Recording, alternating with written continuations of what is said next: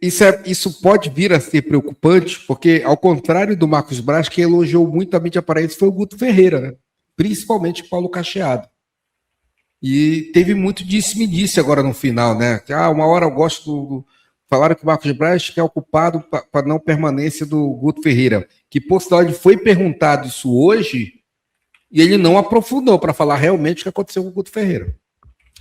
Mais uma vez, né? Nenhum momento de fala do Marcos Braz, seja por telefone no liberal, como ele costuma se comunicar, e seja por entrevista ou pronunciamento, em nenhum momento se aprofunda muito na questão Guto Ferreira. Porque, mais uma vez, não faz sentido também você externalizar uma crise interna. Se a situação não está positiva dentro do clube, beleza, você resolve internamente. A gente vai chegar na mesma questão do áudio vazado da Leila. A Leila falou tudo que se passa dentro de uma reunião de diretoria. O erro não foi a Leila falar sobre o que estava acontecendo, foi o áudio ter vazado. O erro o áudio vazou. Uma reunião interna de um clube vazou para a imprensa. Isso é um erro. Mas você trazer para fora uma briga interna não vai fazer bem para ninguém. Então, nesse ponto, eu até entendo ele não se aprofundar, ele não trazer muito do foco da discussão. Porque o Remo já tem um treinador anunciado. Se o Remo não tivesse um treinador, acho que seria mais pesado essa pergunta. Mas o Remo já tem um treinador anunciado, já vai chegar em Belém. É um treinador de renome, de experiência de Série A. Então, é um nome não contestado. Né? Porque também tem esse ponto. Se você tem um treinador que ele tem um nome que é contestado, que ele chega sem a confiança de todo mundo, acho que teria um peso a não renovação do Guto, o que não é o caso.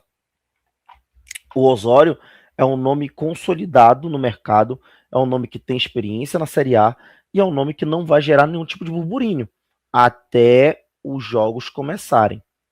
Quando os jogos começarem vai ser outra coisa. Mas até esse primeiro momento é um nome que está 100% embasado por imprensa, diretoria e torcedores. Até torcedores de outros clubes e imprensas de outros centros. Todo mundo ficou surpreso com o Remo trazer o Osório. A gente está vendo aí o noticiário nacional falar sobre a contratação do Osório como um nome de peso para um clube promovido da Série B. Eu espero que dê certo. Mas, exato, no geral, a coletiva do Marcos Braz te deixou mais assustado ou mais aliviado? Eu acho que me deixou preocupado. Porque eu esperava de verdade nomes. Eu esperava que essa centralização de comunicação na pessoa do Marcos Braz, ela já é normal. Tanto que foi perguntado, eu não lembro agora qual foi o veículo que perguntou, sobre aspirações políticas do Marcos Braz dentro de Belém, dentro do estado do Pará.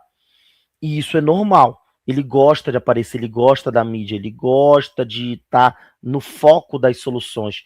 Ele gosta de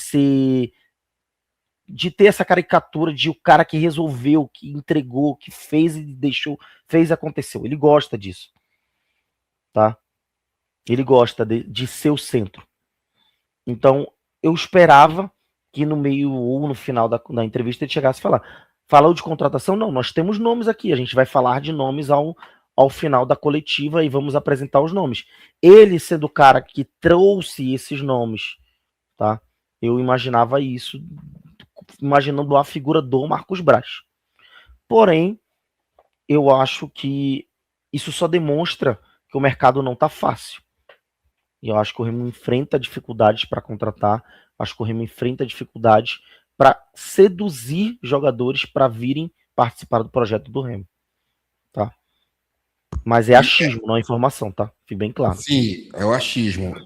Você acreditou no que o Marcos Braz falou sobre o Tonhão, que ele não tem problema nenhum com o Tonhão? Eu acredito que ele não tenha problema com o Tonhão, tá? Eu acho que o problema do Marcos Braz não é com o Tonhão. O problema do Marcos Braz é com os que mandam no Remo além do Tonhão. Porque não é só...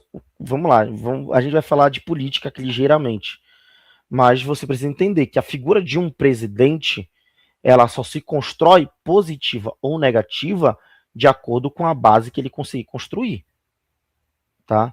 Então o Tonhão tem um conselho deliberativo, O Tonhão tem os seus vice-presidentes, o Tonhão tem os seus abnegados, pessoas que vêm, participam da gestão, não aparecem, mas capitalizam a gestão, né? Apoiam a gestão de maneira financeira, seja com patrocínio ou qualquer tipo de apoio financeiro, tá? Isso acontece em qualquer clube, tá? Não é só no Remo, não é só no Paysandu, não é só no Norte, não sei o quê, e a gente vai entrar talvez aqui em um outro ponto falando de política, né? A gente teve aí o anúncio do governador falando dos projetos dos CTs, e a gente pode entrar nesse assunto mais para frente, tá? Mas que fique bem claro, todo clube tem pessoas que participam da gestão, mesmo sem ter cargos na gestão.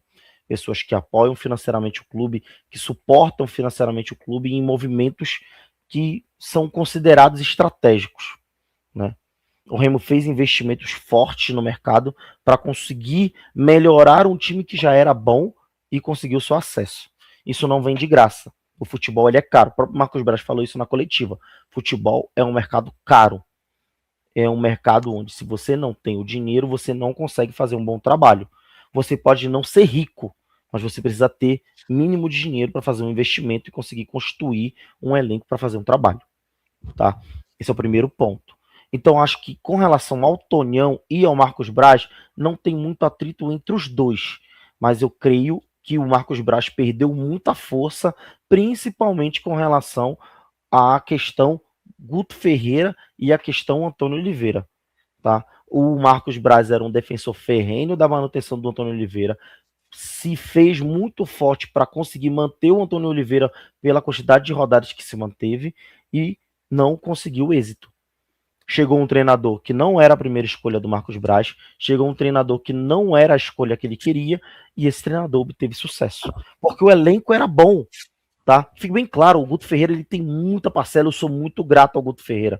O Guto Ferreira tem muita parcela de participação, mas a chegada do Guto Ferreira, a sequência de 6 vitórias e o acesso do Remo só mostrava que o elenco era bom, o trabalho era ruim. Mas o elenco sempre foi qualificado. E depois da chegada do Antônio Oliveira, o elenco se qualificou ainda mais. Teve contratações controversas? Teve. Eu acho Eduardo Melo e João Pedro contratações controversas. Eu não concordo com a chegada, porque o Marcos Braz tinha um cheque de 300 mil reais para substituir um centroavante e ele não conseguiu encontrar um nome decente no mercado. Ele trouxe um jogador da terceira divisão, perdão, e trouxe um jogador que ninguém conhecia. Coincidentemente, foi o jogador que fez 2 gols e virou o jogo para nós. Eu sou muito grato ao João Pedro, mas não era a primeira contratação que eu tinha em mente. Com o dinheiro que se tinha da venda do Viseu, eu imaginava um centroavante de nome que viesse e fizesse gols, entregasse gols. Mas não foi o que aconteceu.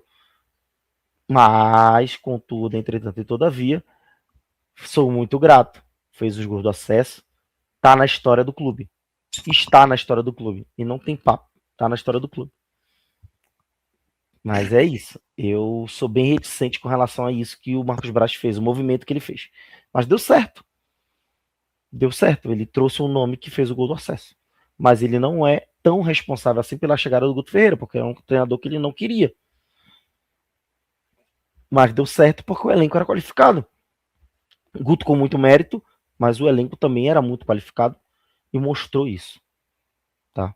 Mostrou isso.